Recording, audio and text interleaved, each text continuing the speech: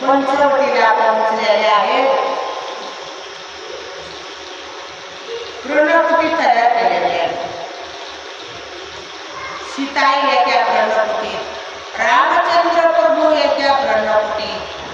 अशा प्रकारचा लक्ष्मण सेवा करीत होता. आणि काल लक्ष्मणावर त्या साम नावाच्या दैत्याचा वध झाला आणि मुलाचा सूड घेण्यासाठी शूर्पणखा आलेली आहे. शूर्पणखाचे कान नाक सुद्धा छेदन केलेले आहे. इथपर्यंत आपली कथा आलेली असो. आता रामचंद्र प्रभू लक्ष्मण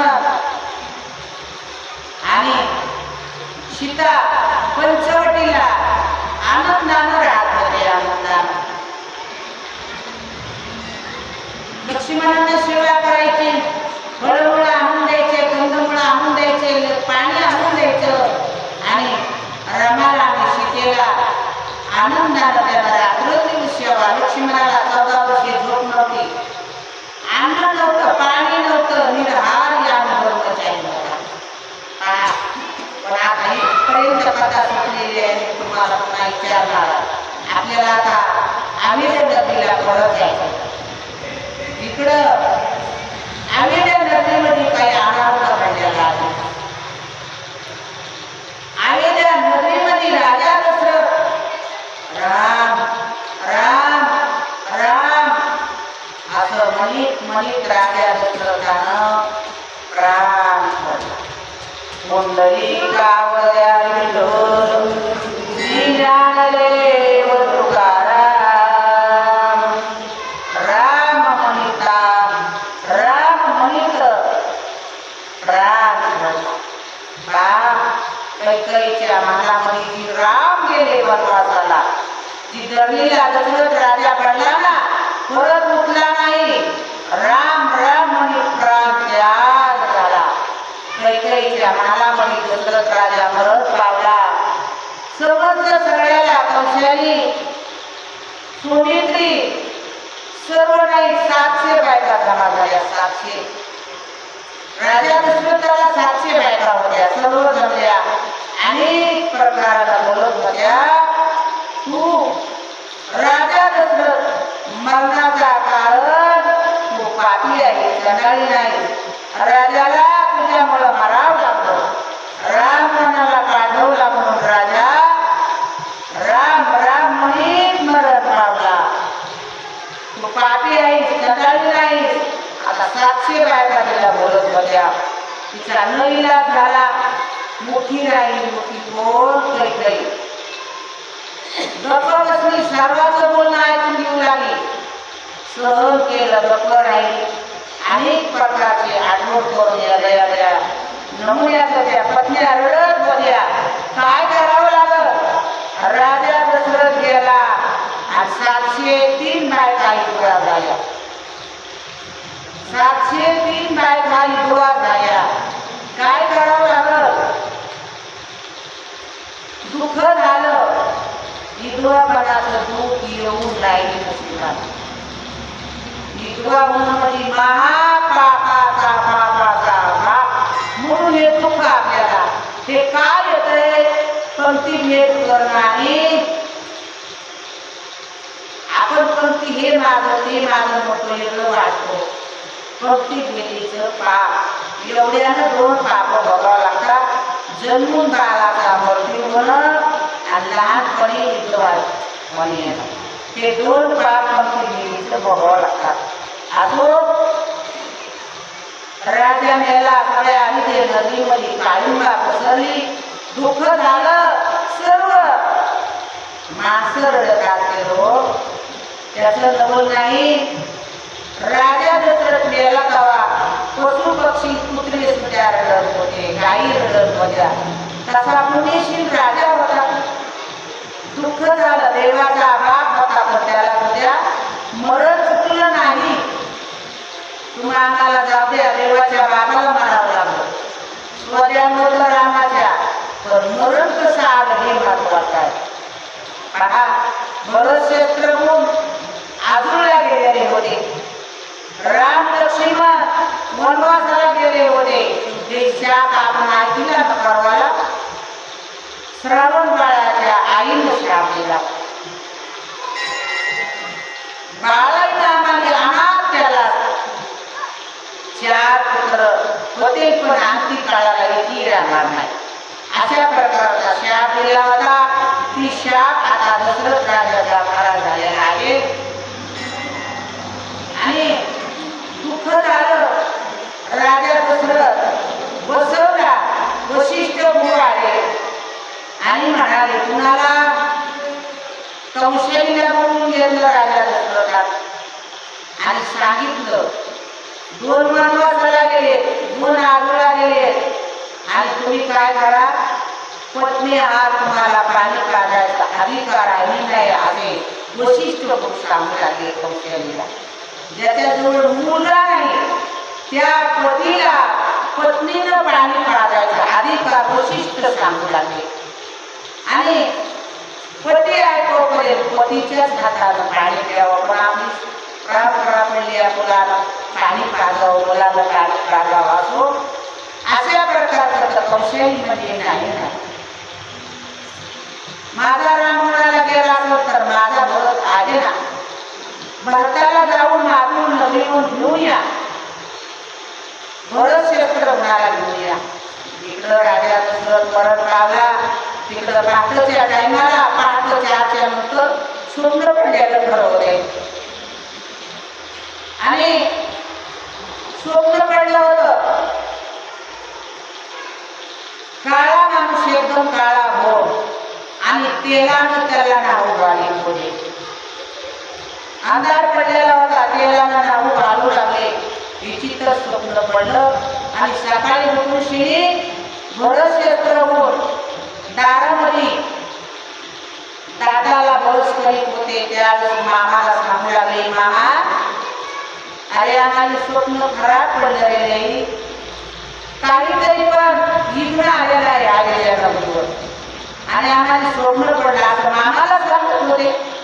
मामाला सांगत होते तोपर्यंत इकडे आलेले नवरी राजा दशरथानं सुमंत प्रधानाला घेऊन पाठवलं, जा भरत शस्त्र कुणाला घेऊन ये. आता मुलगा पाहिजे पाणी काढवायला, पत्नी नको म्हणली. भरत शस्त्र मुलाला आणायला रथ पाठवला माथोरला.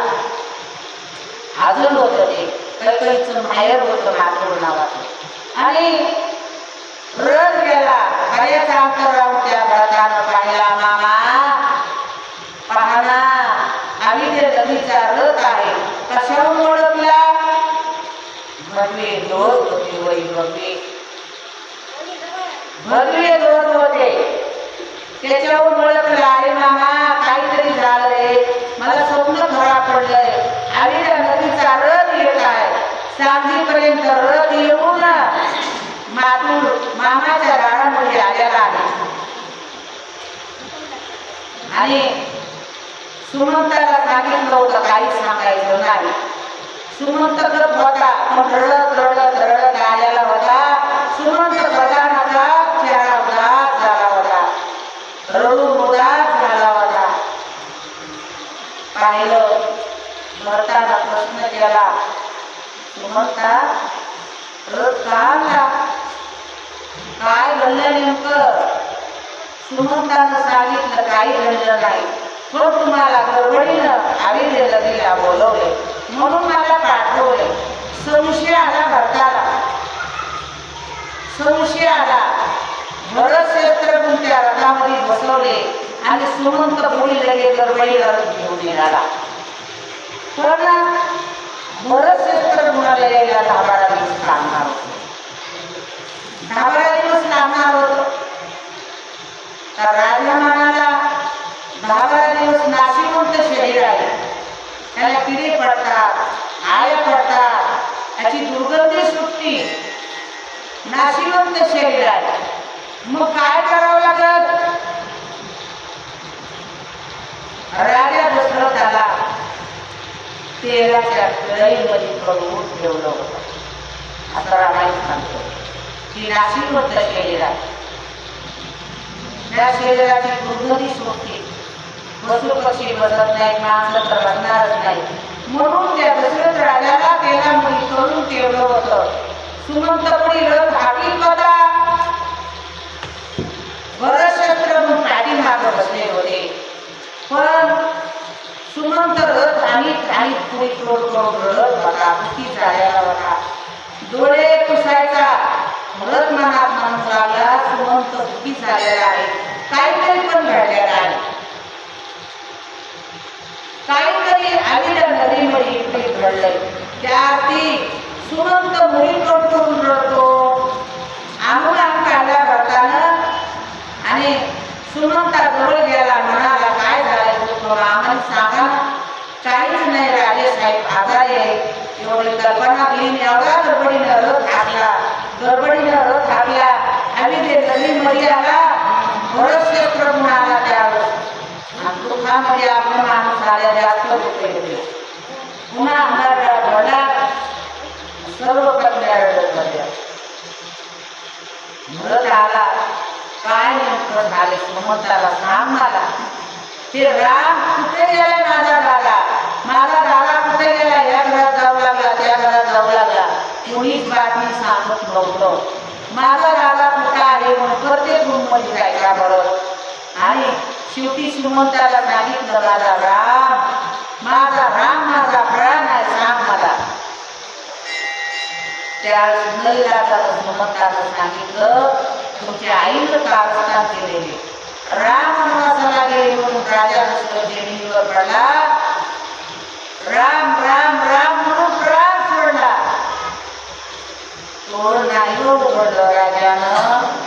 असा राम गेले मला अनार्थ घडला आणि रामचंद्र प्रभूला तुम्हाला राजावर बसवायचे म्हणून कैकेयीनं रामानं वनवासाला पाठवले. ही बातमी ऐकताच संताप झाला भरताला. भरत धावून गेला, स्वतःच्या आईला लाथ मारली. आई नाही तू कसा यायच, कसा यायच सांग माझा जीव की प्राण माझा राम. आणि माझ्या रामाला दंड काढण्यासाठी वनवासात पाठवली, पण काहीच प्रति उत्तर दिलं नाही. म्हणून की वाईट शब्दामध्ये आईची निर्वासना आपण केली करतात असो. आणि भरत इतका दुःख करू लागला, मला जिवंत राहायचं नाही. रामायण काय ऐकायचे? सावत्र राहावं कथा. भरत शस्त्र गुंड श्रीमंत राम हे 4 पिंडाचे होते. सावत्र आपण एवढं प्रेम असावं भावावं. आता आपण सगळ्या भावावर नाही आजून ते संस्काराची गोष्ट घालत नाही. आणि सावत्र भावाचं एवढं प्रेम होतं, माझा राम नाही ना, मी राहणार नाही जिवंत. वशिष्ठाला आपल्या हृदयाला लावलं आणि भरताला सांगितलं हे नाशिवंत देह आहे, आता याची तुझ्या हाताला कर, रडायचं नाही. अनेक प्रकारचं वशिष्ठाला बोध केला आणि दुःखापासून थोडा अंतर केला. आणि मग भरत शस्त्र आईची गर्दी सगळे दुःख करून रडत होते. आणि वशिष्ठाला सांगितलं की तुझ्या रामापर्यंत गेलो होतो, म्हटलं क्रिया झाल्यानंतर सर्व तयारी केली. राजा दशरथाला तेलाच्या बाहेर काढलं, काय नीती निर्माण करायचे तेवढं त्याची विधी केली. आणि राजा असलं तरी खांद्यावर जावं लागते, पालखीत नाही, चौकाच्या खांद्यावर जावं लागते. राजा दशरथाला चौकाच्या खांद्यावर घेतलं, तिकडं अग्निकुंड तयार केला. अशा 700 बायका होत्या.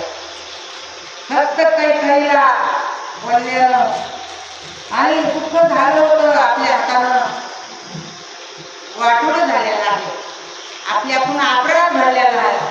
सर्व बोलत होत्या, मोठी राहिली होती. असो तिथपर्यंत गेलं. कौशालीनं तयारी केली. घरून हळद कुंकू वाण मांडला सवासणीचा आणि सती जाण्यासाठी कौशाली निघाली. कुंडापाशी गेली, सर्व विधी केली. राजा दशरथाला वर आम्हीवर झोपवलं. आम्ही द्यायची, थांबा, मी सती जाणार आहे, मी मागं राहणार नाही. पती गेलाय ना, मागं राहण्याची गरज नाही, मी सती जाणार आहे. तयारी केली. पण वशिष्ठ जवळ आले, म्हणाले, तुला सती कशामुळे जायचंय? माझा पती गेला. वशिष्ठ म्हणाले, तुझा पती कुठे गेला? तुझ्या समोर आहे ना? समोर आहे ना, मग तू का दुःख करतीस? तुझा पती तुझ्या समोर आहे ना, तू विधवा झालीच नाही, तुझा पती आहे ना, त्या पतीवर प्रेम कर. कौशली म्हणाली, माझा पती माझ्याशी बोलत नाही, कुणवीत नाही आणि काही समजत नाही माझ्या पतीला, मी काय प्रेम करू? मग तू कुणावर प्रेम करतीस? माझा पती बोलत नाही, जी बोलणार आहे ना ती वनवासात गेलाय, ह्याच्या हृदयातला राम निघून गेलाय, राम. मग तुला हे ह्याच्यावर प्रेम आहे का? जी चालतोय बोलतोय त्या रामावर प्रेम आहे? कौशालीनं थांबवलं रडणं. तुला सती जाता येणार नाही. कोण म्हणायला? आवाज पोहोचते ना आपल्याला इतक्यामुळे. वशिष्ठ गुरु म्हणाले, तुला सती जाता येत नाही शास्त्राच्या नियमानं. सौमित्रीला जाता येणार ना, कैकेयीला जाता येणार नाही. कारण ज्या बाईला संतती आहे त्या बाईला सत्य जाता येत नाही, असं वशिष्ठ म्हणाले. 700 बायका सत्य जाण्यासाठी तयार झाल्या, पण या तिघीला जाता येणार नाही. वशिष्ठ गुरुनं वचन दिलं, आपण उत्तर क्रिया झाल्यानंतर तुला रामचंद्र प्रभूची भेट घालून देतो. समाधान वाटलं. माझ्या रामाला भेटितो म्हणल्यावर कौशलीच्या जीवात जीव आला आणि थोडी शांत झाली. पण पती गेलेलं दुःख होतं. अशी दशरथ राजाची सर्व क्रिया केली. 10वा दिवस केला, 13वा दिवस केला आणि मग भरत आणि कौशली म्हणाली वशिष्ठाला, आता येळ लावू नका, माझ्या रामाची भेट घाला, भेट घालून द्या माझ्या रामाची.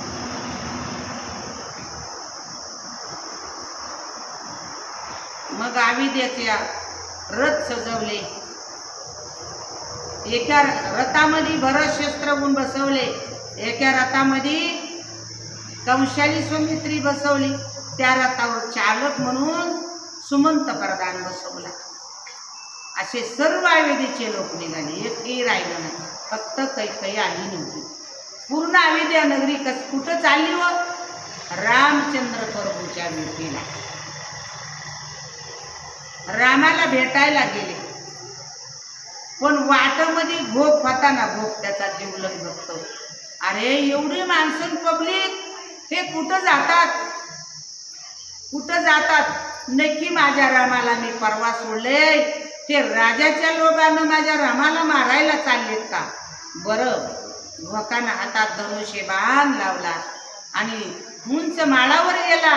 पब्लिक बघितली, कानाडी वळली, माझ्या रामाला मारण्यासाठी जातात असा संशय भोकाला आला. म्हणून पाहिलं इकडून भरतात. भरत सुद्धा म्हणाला, हे माझ्या रामाच्या भेटीला चाललो, ही मधीच कोणी युद्ध खेळायला आलं. युद्ध करायची टाइम नाही, थांबवा त्यांना. माझ्या रामाला मला भेटायचंय, माझं मन उताळ झालेलं आहे, माझा राम पाहायचाय. सावत्र भाऊ होता पण रामाईशी प्रेम होतं. आईचा त्याग केला होता भरतानं रामासाठी. थांबवा, माझ्या रामाला भेटाय चालू मी, थांबवा ती युद्ध थांबवा. 4-2 चांगले पुढारी गेले, पण कानाडी वळली होती, हे माझ्या रामाला माराय चालले. याचं भोकाचं मनोगत होतं. भरत पुढे गेला आणि म्हणाला, तुम्ही का माझ्या संग युद्ध करायला उठलात? मी तुमची काय दुश्मनी आहे तुमची माझी? तुमचं मी वाईट काय केलंय? त्यावेळेस भोक म्हणू लागला, रे परवा माझ्या रामाला सोडलं आणि राजे लोभामुळं आज रामाला मारायला चालला असता, तुम्ही जाऊ देणार नाही. मी जिवंत आहे तोपर्यंत तुला मी पलीकडे जाऊ देणार नाही. पहा, त्या भरताला प्रेम उंचाळून आलं आणि भरत म्हणाला, सावकाश कानाडी वडा, तेच बाण माझ्या हृदयात मारा. मी किती चंडाळ आहे, किती पापी आहे मी. माझ्या इतकं पाप जगात कुठं नसन.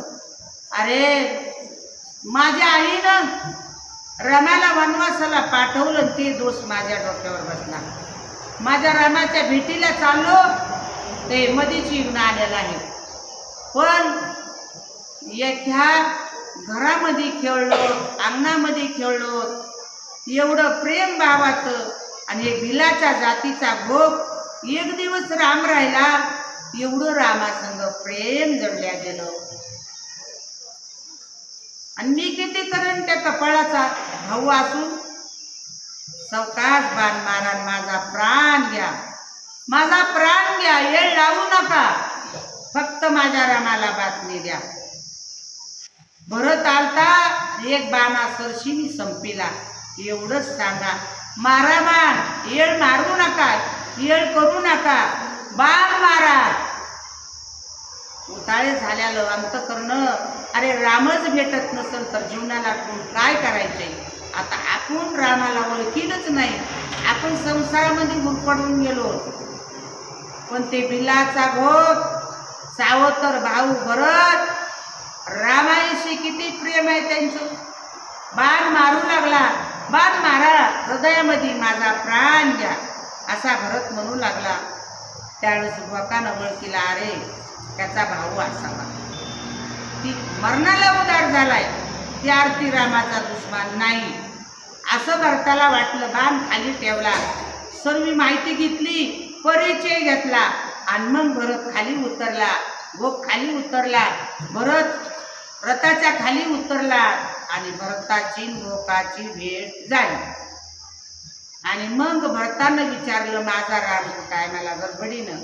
त्यावेळेस राम सर्व रामचंद्र प्रभू लक्ष्मण सीताई आले, पर्णकुटीमध्ये बसले आणि राम रात्रभर एका पर्णकुटीमध्ये बसले.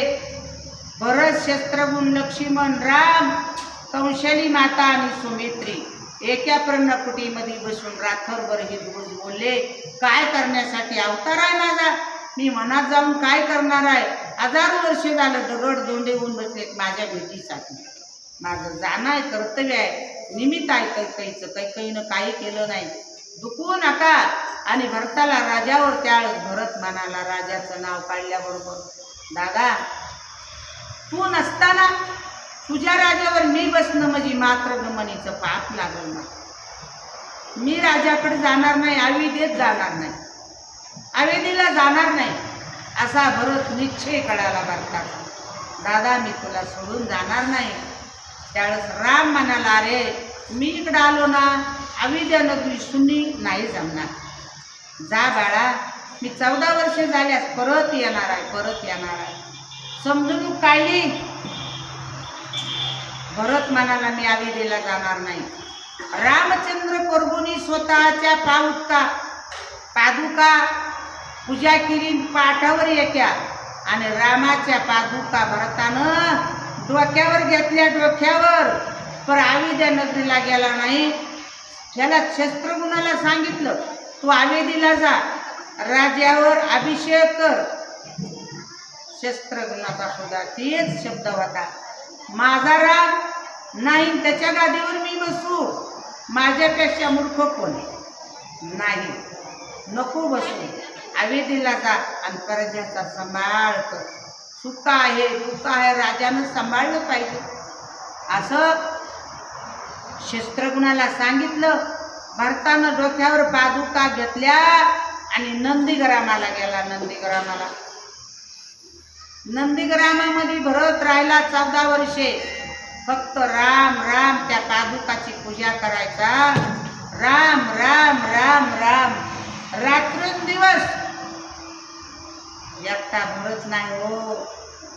ज्या प्रमाणे परिसाला लोखंड लागतंय तात्काळ सोनं होते, त्या नंदीग्रामाचा परिसर कसा झाला. दगड राम म्हणू लागले, गवत राम म्हणू लागलं, नवनवे माती सुद्धा राम म्हणू लागली. झाडावर बसलेली पक्षी सुद्धा राम राम राम किलबिल करीत होते, राम राम राम राम. अशी अवस्था कुठली झाली, नंदीग्रामाची. सर्व राममय झालं सगळं. पृथ्वी सगळी राममय झाली. जिकडं पहा तिकडं राममय मूर्ती दिसत होती आणि रामाशिवाय आवाज नाही. कोणती माऊली जर उसना आणायला गेली तर राम द्या ना आणि रामच घ्या. अशी अवस्था कुठली झाली होती, नंदीग्रामाची. आवेदीमध्ये तर दुःखच होतं की हो, राम गेला, दशरथ गेला, दुःखामध्ये अयोध्या नगरी बुडाली होती. कौशल्येला बोलला, राम सर्व मनातलं हितगुज सांगितलं आणि तरी पण म्हणायची, रामा परत चल, परत चल. भरत सुद्धा म्हणायला, दादा तुझ्याशिवाय माझं जीवन राहणार नाही, तुझ्याशिवाय माझं जीवन राहणार नाही रे. लई तळमळतया. किती तळमळतय, किती तळमळतय जीवन भरताचं, किती तळमळतय. असे लाहीसारखा एखादा मोठ्या डावामध्ये राहणारा मासा आणि एकदम डव आटला, मग त्या माशाला वाळू पडू लागली. किती तळमळ असेल हो त्या माशाची, किती